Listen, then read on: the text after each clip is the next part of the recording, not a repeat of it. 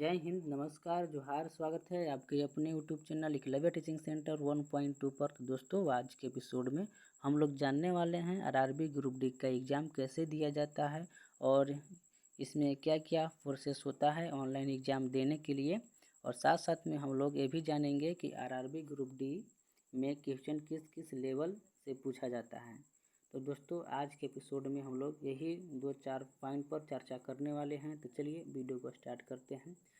दोस्तों, मैं आपको बता दूं, जो आप यहाँ इंटरफेस देख पा रहे होंगे, सेम टू सेम यही इंटरफेस जब आप एग्ज़ाम देने के लिए जाइएगा आरआरबी ग्रुप डी का, तो सेम टू सेम यही इंटरफेस आपका जो कंप्यूटर रहेगा, यही इंटरफेस आपको देखने को मिलेगा। जैसे मान के चलिए, यहाँ पे देखिए, यहाँ पे आपका एक इमेज लगा हुआ रहेगा। जो आप एप्लीकेशन यानी ऑनलाइन करते समय जब जो भी आप फ़ोटो अपलोड किए थे, वही फ़ोटो आपको उससे लैपटॉप में देखने को मिलेगा। यहाँ पे आपका नेम मिलेगा, कैंडिडेट नेम मिलेगा और यहाँ पे आपको सिस्टम नंबर मिलेगा, जो कि आप यहाँ स्क्रीन पर देख पा रहे होंगे, सिस्टम नंबर। और यहाँ पे देखिए, लॉगिन करने के लिए आपको इसमें रजिस्ट्रेशन नंबर और आपका पासवर्ड एंटर करना पड़ेगा, यानी पासवर्ड में आपका डेट ऑफ बर्थ एंटर करना होगा और यहाँ पे साइन इन करना होगा। दोस्तों, मैं आपको बता दूं, जब भी आप एग्ज़ाम देने के लिए जाइए, तो जब तक से जो वहाँ के टीचर होते हैं, जब तक से नहीं बोलते हैं कि साइन इन करने के लिए, तब तक से आपको साइन इन नहीं करना है। ठीक है। तो जो टीचर होते हैं वो आपको पहले ही, जैसे आप जाइएगा तो आपको बोलेंगे कि अपना अपना रजिस्ट्रेशन नंबर और पासवर्ड डालकर चुपचाप बैठे रहिए। तो आपको चुपचाप बैठे रहना है। जैसी टाइम होगा, वो जो टीचर रहेंगे बोलेंगे कि अब आप साइन इन कर सकते हैं। और यहाँ पे दोस्तों, मैं आपको बता दूं, यहाँ पे एक आपको घड़ी का सिंबल मिलेगा, यानी घड़ी भी यहाँ पे एक आइकन मिलता है, जो कि समय बताएगा कि कितना मिनट बाकी है, कितना मिनट हो चुका है। तो इसी तरह से उस कंप्यूटर में भी आपको देखने को मिलेगा, जो आप इस मोबाइल स्क्रीन पर देख पा रहे होंगे, सेम टू सेम यही आपको कंप्यूटर में भी देखने को मिलेगा। तो चलिए हम साइन इन करते हैं। जैसे ही आप साइन इन कीजिएगा तो इस तरह का एक न्यू इंटरफेस खुल कर आएगा। तो उसका सर्च करेगा। देखिए, व्यू इन, यानी आप कौन सा भाषा में देखना चाहते हैं। मान के चलिए आप हिंदी में देखना चाहते हैं तो हिंदी कर लीजिए, पंजाबी, तेलुगु, तमिल, उर्दू, ठीक है, जो भी भाषा में देखना चाहते हैं आप कर सकते हैं। जैसे मान के चलिए हम हिंदी में देखना चाहते हैं तो देखिए, हिंदी में आपको ये सब पढ़ना होगा। जैसे देखिए, जो यहाँ पे आपको स्क्रीन पर जो दिख रहा है, सेम टू सेम यही जो लिखा हुआ है, सेम टू सेम यही आपको जब आप एग्ज़ाम देने के लिए जाइएगा ग्रुप डी का, सेम टू सेम यही लिखा हुआ वहाँ पे मिलेगा।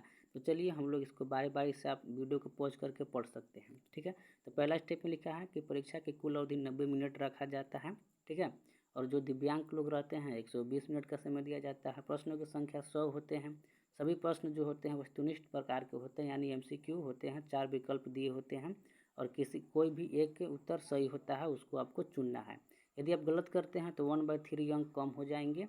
अपना उत्तर सहेजने के लिए प्रत्येक प्रश्न का उत्तर देने के बाद सेव और नेक्स्ट बटन पर क्लिक करें, नहीं तो आपका उत्तर नहीं सहेजा जाएगा। यानी आपको जो भी आप क्वेश्चन, जैसे कि जो आप सोल्व कीजिएगा और जो आप ऑप्शन चूज कीजिएगा, चूज करने के बाद आपको सेव एंड नेक्स्ट जरूर करना है। यदि नहीं कीजिएगा तो आपका जो रॉन्ग हो जाएगा, आपको वो गिनती नहीं होगा। ठीक है। तो इसी तरह से आप इसको पूरा वीडियो को पॉज करके पढ़ सकते हैं। और यहाँ पे देखिए, आप अब यहाँ पे आपको नेक्स्ट करना, सॉरी,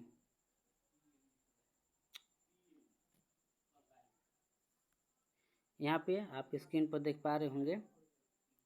देखिए, यहाँ पे नेक्स्ट का ऑप्शन दिया गया है। सिंपल सा आपको यहाँ पे नेक्स्ट करना है। जैसे आप नेक्स्ट कीजिएगा तो इस तरह का एक न्यू इंटरफेस मिलेगा। अन्य महत्वपूर्ण निर्देश, हर समय फेस मास्क लगाकर रहना है। सोशल डिस्टेंस का ध्यान रखें।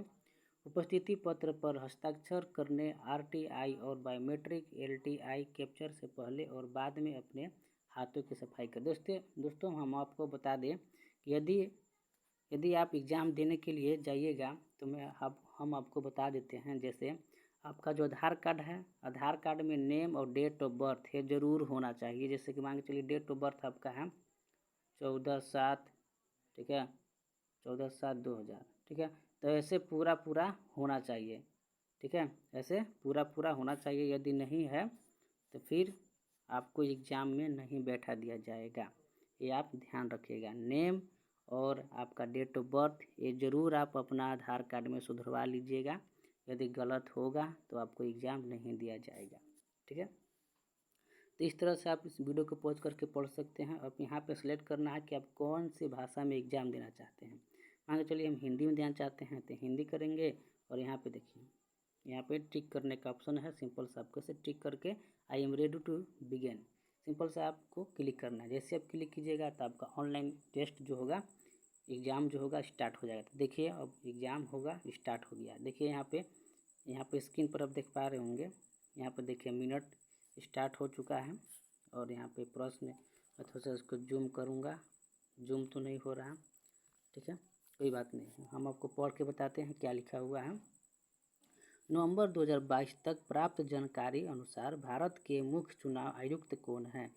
ऑप्शन नंबर ए है Sunil Arora, option number B है Ashok Lavasa, option number C है Ranjit Sinha, option number D है सुशील चंद्रा। तो इसका सही जवाब होगा दोस्तों option number A. Option number A इसका सही जवाब होगा।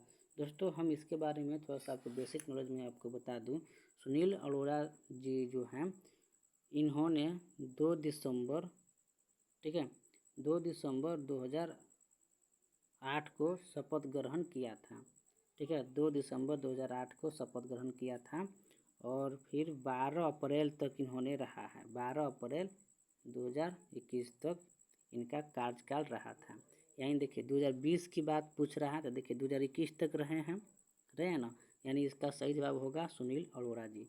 इसके बाद फिर आए थे सुशील चंद्रा, जो कि आप ऑप्शन नंबर डी देख रहे हैं, सुशील चंद्रा जी आए थे। सुशील चंद्रा जी का जो शपथ ग्रहण हुआ था 13 अप्रैल को हुआ था, 13 अप्रैल 2021 को हुआ था, ठीक है, 13 अप्रैल 2021 को हुआ था। और इनका शासनकाल चला था 14 मई तक, ठीक है दोस्तों, 14 मई 2022 तक। यदि अभी का सवाल पूछेगा, यदि प्रश्न पूछेगा कि वर्तमान का भारत के मुख्य चुनाव आयुक्त कौन हैं, तो वर्तमान में हैं राजीव कुमार जी। राजीव कुमार जी 15 मई 2022 से शपथ ग्रहण किया था। चलिए हम लोग नेक्स्ट सेव एंड नेक्स्ट करते हैं। अगला प्रश्न आप स्क्रीन पर देख पा रहे होंगे, निपाह एक है। निपाह एक क्या है? कंप्यूटर प्रोग्राम है, वायरस है, चक्रवात है, लड़ाकू जहाज है। दोस्तों देखिए जो निपाह है एक वायरस होता है, यानी इसका सही जवाब ऑप्शन नंबर बी होगा। देखिए दोस्तों हम आपको बता दें, निपाह जो है जानवरों में पाया जाता है, यानी देखिए जानवर में से रोग जो होता है ना मनुष्य में फैलने वाला है निपाह। और सबसे जो पहला जो जांच किया गया था तो सुअर में पाया गया था, सुअर में बताया गया था कि निपाह एक वायरस होता है, यानी इसका ऑप्शन नंबर बी सही जवाब होगा। सेव एंड नेक्स्ट आपको जरूर करना है।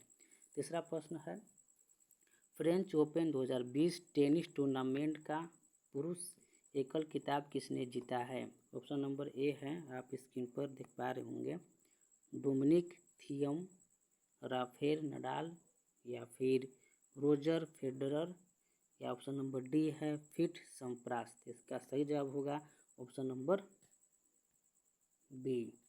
सेव है नेक्स्ट आपको जरूर करना है। क्वेश्चन नंबर 4 है, EOS 01 क्या है? भारत में एकता के लिए मार्च, जापान में शांति के लिए मार्च, भारत सरकार द्वारा प्रक्षेपित उपग्रह, फ्रांस की बुलेट ट्रेन। तो इसका सही जवाब होगा ऑप्शन नंबर 3।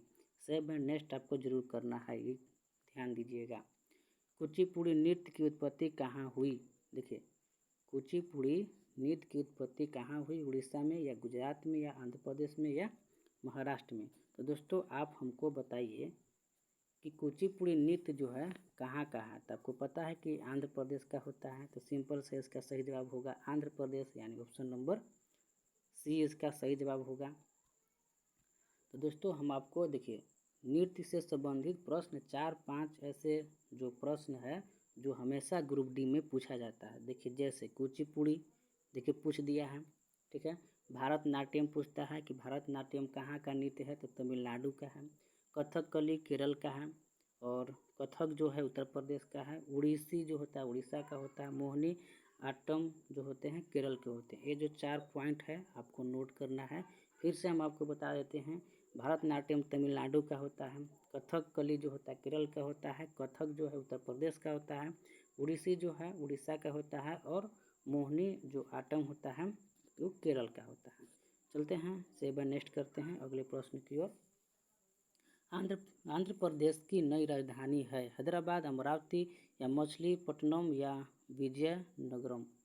तो दोस्तों इसका सही जवाब होगा option number B, Amravati. Same by next आपको करना है। 7th प्रश्न आप देख पा रहे होंगे, भारत का स्टैचू ऑफ यूनिटी किसके निकट स्थित है। ऑप्शन नंबर ए है सरदार सरोवर बांध, भाखड़ा नंगल बांध, हीराकुंड बांध या टिहरी बांध।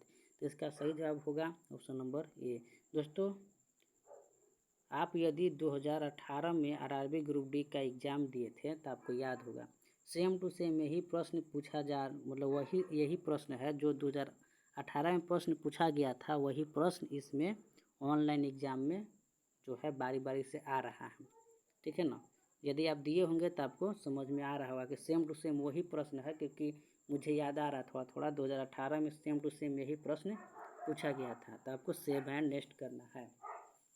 8 नंबर प्रश्न है, फिशिकल्चर शब्द किससे संबंधित है। ऑप्शन नंबर ए है रेशम कीट पालन, मत्स्य पालन, मधुमक्खी पालन या पंछी पालन। तो इसका सही जवाब होगा ऑप्शन नंबर बी। दोस्तों हम आपको इसके बारे में थोड़ा सा बता दूं। देखिए रेशम कीट पालन को हम लोग क्या कहते हैं। दोस्तों रेशम कीट जो पालन होता है इसके लिए हम लोग बोलते हैं, यदि इसका अध्ययन कीजिएगा तो सेरिकल्चर बोलते हैं। पंछी पालन का यदि आप अध्ययन कीजिएगा तो एविकल्चर बोलते हैं। मधुमक्खी पालन का यदि आप अध्ययन कीजिएगा तो एपीकल्चर बोलेंगे। ठीक है, तो इसका सही जवाब होगा ऑप्शन नंबर बी। नेक्स्ट प्रश्न है, किलोवाट घंटा किसका इकाई है। तो क्लास 10th के सवाल है, तो सिंपल सा ऊर्जा का होता है। नेक्स्ट प्रश्न है, लैक्टिक अम्ल मुख्यतः किसमें पाया जाता है। दोस्तों लैक्टिक जो अम्ल होता है आपको पता है, क्लास 10th में आप पढ़े होंगे, दही में पाया जाता है। देखिए नींबू में बताइए कौन सा अम्ल पाया जाता है। तो दोस्तों आपको पता है नींबू में सिट्रिक अम्ल होता है, सिरका में जो होता है एसिटिक अम्ल होता है, दही में तो आपको पता है लैक्टिक अम्ल होता है, पालक में जो होता है ऑक्जेलिक अम्ल पाया जाता है। सेव एंड नेक्स्ट आपको करना ही है। कौन सा विटामिन शरीर में कैल्शियम के अवशोषण में सहायक होता है। ऑप्शन नंबर ए है vitamin A, option number B है विटामिन बी, विटामिन सी या विटामिन डी। तो दोस्तों इसका सही जवाब होगा विटामिन डी। दोस्तों हम आपको बता दें विटामिन डी जो है कैल्शियम के अवशोषण में सहायक होता है। तो दोस्तों आपको पता होगा कि विटामिन ए की कमी से क्या होता है। तो आपको पता है कि विटामिन ए की कमी से क्या होगा, रतौंधी होता है। विटामिन बी की कमी से बेरी नामक रोग होता है। जैसे बेरी नामक रोग में क्या होगा कि खोजली वगैरह ये सब होते हैं, चेचक वगैरह, फोड़ा फुंसी, ठीक है ना, छाई वगैरह ये सब होता है बेरी नामक। विटामिन सी की कमी से स्कर्वी रोग होता है, जैसे कि ओठ फटना हो गया, दांत से खून आता है, ठीक है ना, और ओठों में ऐसे मतलब जो जख्म जैसा हो जाता है, सब स्कर्वी रोग का पहचान होता है। ग्रुप डी के कमी से, ग्रुप डी कह रहे हैं, सॉरी, यानी विटामिन डी की कमी से रिकेट्स नामक रोग होता है, यानी हड्डी वगैरह ये सब मतलब सूखा जैसा रहता है, यानी मतलब देखने में लगेगा कि सुखंडी है, ठीक है ना। तो विटामिन डी की कमी से क्या सा रोग होता है, रिकेट्स होता है, हड्डी वगैरह पतला होता है। सेव एंड नेक्स्ट आपको करना है। सामान्य मनुष्य द्वारा सब्र आवृत्ति की रेंज लगभग कितनी होती है। तो सिंपल सा सवाल है दोस्तों, ये आपको कमेंट करके बताना है कि इसमें सही जवाब कौन सा होगा। सेव एंड नेक्स्ट करते हैं हम लोग। निम्नलिखित में से कौन सी एक धातु नहीं है। ये भी सिंपल सवाल है, धातु कौन सा, सोडियम, फास्फोरस, एल्युमिनियम, पारा। इसका सही जवाब होगा ऑप्शन नंबर बी। अंतिम जैन तीर्थंकर कौन थे। धर्मनाथ या सुमतिनाथ या अजितनाथ या महावीर। दोस्तों देखिए जैन धर्म क्लास आप 9th में पढ़े होंगे। अंतिम जैन तीर्थंकर कौन थे। तो इसका सही जवाब होगा option number D, Mahavir Swami, यानी इसका सही जवाब होगा ऑप्शन नंबर डी। सेम में नेक्स्ट करते हैं। 15 नंबर प्रश्न है, बंगाल का पहला गवर्नर जनरल कौन था। तो ये सिंपल सा सवाल है, आप पढ़े होंगे क्लास 10th में। इसका सही जवाब होगा वायरन, option number D, B. 7 next करते हैं। प्लासी का युद्ध कब हुआ था? दोस्तों प्लासी का युद्ध आपको पता है, प्लासी का युद्ध 1757 ईस्वी में हुआ था। कब हुआ था?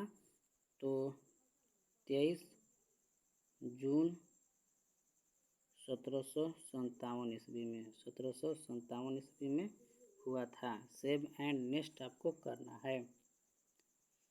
निम्नलिखित में से किसे सीमांत गांधी के नाम से भी जाना जाता है? सुभाष चंद्र बोस को नहीं, रविन्द्रनाथ टैगोर नहीं, गोपाल कृष्ण गोखले और खान अब्दुल गफ्फार खान, यही दो ऑप्शन में से लग रहा है। तो देखिए गोपाल कृष्ण गोखले के तो नहीं बोलेंगे, इसका ऑप्शन नंबर डी इसका सही जवाब होगा। खान अब्दुल गफ्फार खां को हम लोग सीमांत गांधी के नाम से जानते हैं। प्रश्न संख्या 18 देखिए, निम्नलिखित में से कौन सा मुगल बादशाह अकबर के नवरत्न में शामिल नहीं थे? तो इसका सही जवाब होगा ऑप्शन नंबर अबुल फजल। ठीक है, तो आप कमेंट करके बताइएगा। दोस्तों मिलते हैं अगले वीडियो में, तब तक के लिए इजाज़त दीजिए। जय हिंद।